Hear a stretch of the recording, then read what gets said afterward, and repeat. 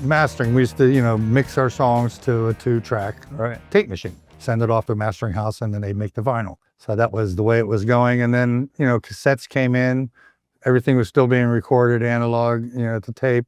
24 channels, that's all you had, unless you bounced stuff down, and which the Beatles, I think they've made some, Sgt. Pepper's on an 8-track. So they had 8 tracks. And so that's just brilliant engineering.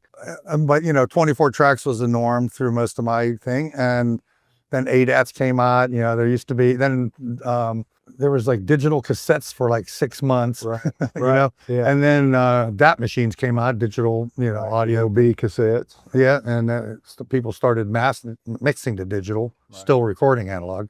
Then ADATs came out, so then you had the option to record digitally. Right.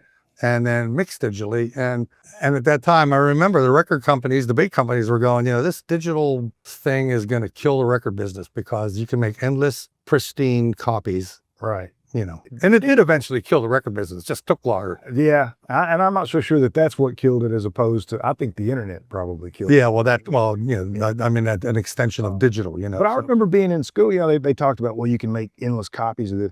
But when I was in school, one person in school had Back in Black. We all had a cassette copy of it because you'd bring your cassette to school and give it to the kid, and he'd go home and tape it off for you and bring it back. So everybody had a copy of it, but only one kid had the actual record. Yeah, so that was, But it didn't destroy the industry.